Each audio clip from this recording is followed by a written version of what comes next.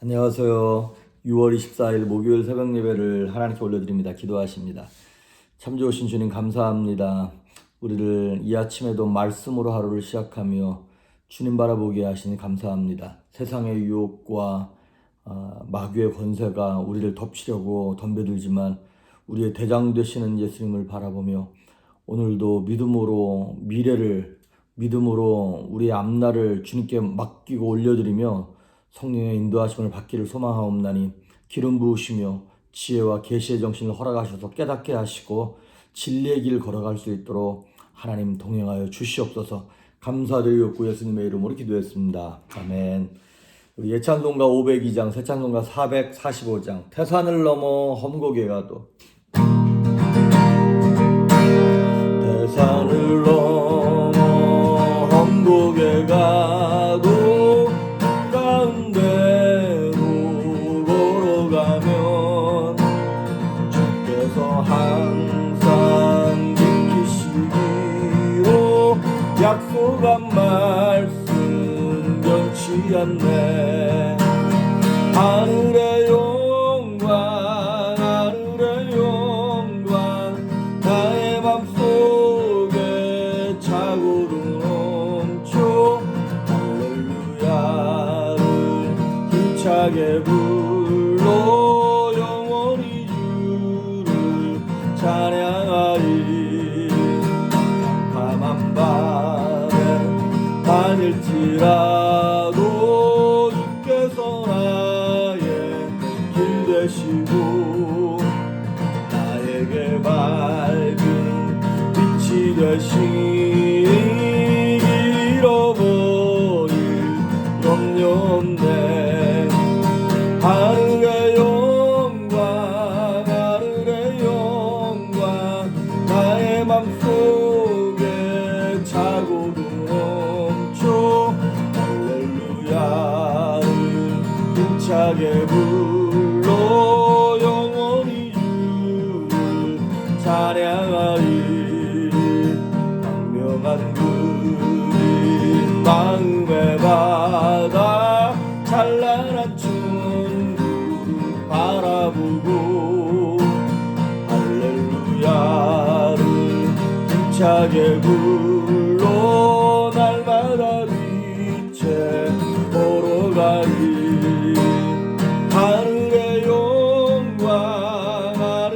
영광 나의 맘속에 차고도 넘쳐 할렐루야를 힘차게 불러 영원히 주를 찬양하리. 아멘. 오늘 우리에게 주시는 말씀은 사도행전 15장 22절에서 35절에 있는 말씀입니다. 사도행전 15장 22절에서 35절에 있는 말씀까지 봉독해 올립니다. 이에 사도와 장로와 온 교회가 그 중에서 사람들을 택하여 바울과 바나바와 함께 안디옥으로 보내기를 결정하니 곧 형제 중에 인도자인 바사바라 하는 유다와 실라더라. 그 편에 편지를 붙여 이르되 사도와 장로된 형제들은 안디옥과 수리아와 길리기아에 있는 이방인 형제들에게 문안하노라. 들은즉 우리 가운데서 어떤 사람들이 우리의 지시도 없이 나가서 말로 너희를 괴롭게 하고 마음을 혼란하게 한다 하기로 사람을 택하여 우리 주 예수 그리스도의 이름을 위하여 생명을 아끼지 아니하는 자인 우리가 사랑하는 바나바와 바울과 함께 너희에게 보내기를 만장일치로 결정하였노라.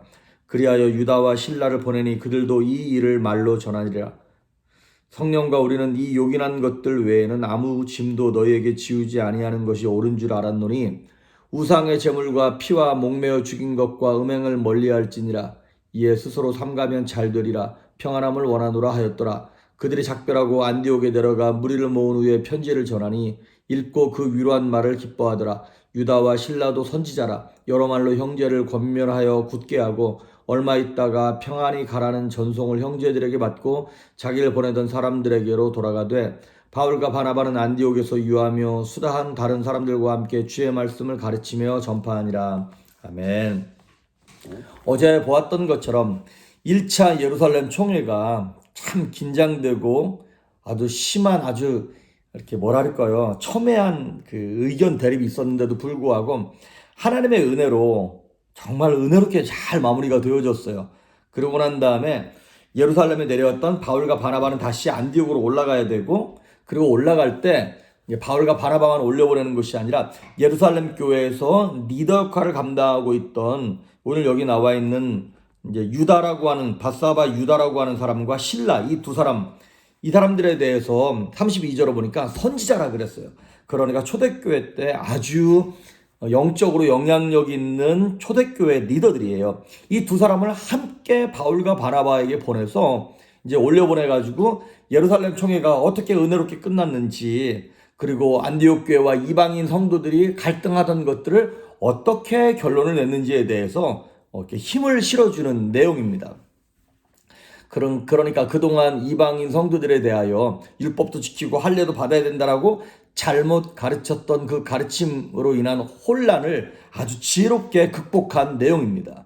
그리고 바울과 바나바는 이 어려움을 통하여 오히려 이제 예루살렘 총회에 올라가서 선교 보고를 하고 하면서 그들의 선교 활동이 힘을 얻게 되고, 사도들로부터 바울과 바나바의 리더의 어떤 정통성, 어떤 사도로서의 정통성 같은 것들을 공인받는 너무나 좋은 전화위복의 계기가 되었던 것입니다. 그런데 22절에 보면 예루살렘 교회는 이제 유다와 바사바라 하는 유다와 실라를 함께 바울과 바나바와 함께 보냈어요. 근데 바사바라고 하는 유다에 대한 내용은 여기만 나오고 다른 데는 없어요. 누군지 잘 몰라요. 어떤 사람은 가룟다의 빈자리를 메웠던 사람과 경쟁을 했던 바사바라고 하는 요셉, 이 사람과 형제다 이렇게 얘기하는 사람도 있는데 그건 확실치 않아요. 어쨌든 바사바라고 하는 유다 리더가 있었고요. 또 한 사람은 실라예요. 이 사람의 실라라고 하는 것은 히브리식 이름이고 로마식 이름으로는 실루아노라 그래서 사도 바울이 이 실라와 함께 2차 전도 여행을 함께 떠나는 아주 중요한 역할을 감당했던 사람인 것이죠. 오늘 우리가 쭉 읽다가 성경을 갖고 계신 분은 아시겠지만은 33절에 보면 이제 바울과 바나바와 함께 올라갔던 리더들이 다시 고향으로 예루살렘으로 돌아가요. 그런데 34절은 괄호를 치고 없음 이렇게 나와 있어요. 그런데 밑에 보면 그 관주를 달아가지고 번호를 달았잖아요. 밑에 뭐라고 써 있냐면 어떤 사본에는 신라는 그들과 함께 유하기를 작정하고 이렇게 나와 있어요. 다른 말로 말하면 신라는 예루살렘으로 돌아가지 아니하고 이제 그 안디옥 교회에 함께 있으면서 바울과 함께 2차 전도여행을 가게 되는 것이죠. 가끔 우리가 문제를 교회적으로 또 가정적으로도 문제를 겪을 때가 있습니다. 문제가 없으면 좋겠는데 참 세상 사는 게 쉽지 않아요. 문제투성이에요. 문제 자체는 버거운 것이지만은 그거를 믿음으로 해결해 나가려고 몸부림치는 그 과정을 통해서 하나님은 귀한 동역자를 얻게도 하시고 그 다음에 이렇게 사역의 장을 넓히시는 그런 기회로 사용을 하십니다. 그래도 오늘 23절에 보면 이제 그 제자들의 손에다가 편지를 썼어요. 그러니까 요즘으로 말하면 예루살렘 총회 공문인 거죠. 공적인 문서를 딱 써가지고 어디에 보냈냐? 안디옥, 수리아와 길리기아. 이제 안디옥은 도시입니다만은 그 수리아 지역에 있는 안디옥 가장 큰 도시였고요. 그래서 수리아 지역, 그다음에 길리기아 지역, 그 위쪽에 요즘으로 말하면 우리나라로 치면 무슨 전라도 지역, 경상도 지역 이런 큰 지역에다가 이 편지를 쓰는 거예요. 거기 있는 이방인 형제들에게. 그러면서 이 편지를 씀으로 말미암아 예루살렘 교회와 그 수리아 지역의 이방인 교회들과의 연계가 일어나고, 그다음에 길리기아 지역의 연계가 일어나고, 또 이 사건으로 인하여서 교회가 서로 연결됨으로 말미암아 서로의 의견을 존중하는 되게 겸손한 그런 은혜로운 결과가 일어나게 되었어요. 그리고 24절에 아주 중요한 얘기를 해요. 편지를 써서 보내면서 들은즉, 예루살렘에 있는 리더들이 들은즉 우리 가운데서 어떤 사람들이 우리의 지시도 없이 나가서 말로 너희를 괴롭게 하고 마음을 혼란하게 한다 들었다. 그게 이게 무슨 얘기냐면 바울과 바나바가 1차 전도여행 하는 동안 그 이방인 지역 교회들을 돌아다니던, 또 안디옥 교회에 왔던 예루살렘에 있던 어떤 성도들이, 리더들이 와가지고 율법을 지켜야 된다. 비록 예수님을 믿지만 할례를 받아야 된다. 이런 잘못된 혼탁한 어떤 그 지식을 전했다는 거예요. 그런데 그 24절에 그 사람들에 대하여 어떤 사람들이 우리의 지시도 없이, 즉 예루살렘에 있는 12제자들, 그 사도들의 허락도 없이 자기 마음대로 갔던 사람들이었던 거예요. 그러니까 어찌 보면 안디옥 교회에 있던 성도들, 이방인 성도들은 오해를 하고 있었던 것 같아요. 예루살렘 교회에 대하여. 아니, 우리가 유대인도 아닌데 왜 율법을 지켜야 되고 할례를 받아야 되지?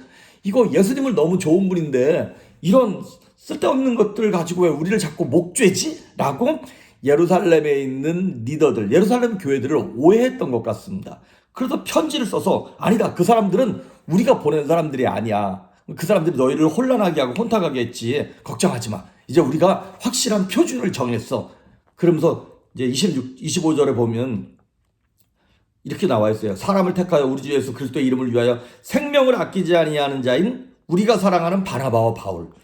그래서 바나바와 바울이 정말 하나님의 복음을 위하여 얼마나 열심을 냈냐. 너희들은 우리가 보내지도 않았던 그 가짜 그 리더들 말 듣지 말고 바울과 바나바를 들어라. 그들의 얘기를 들어라.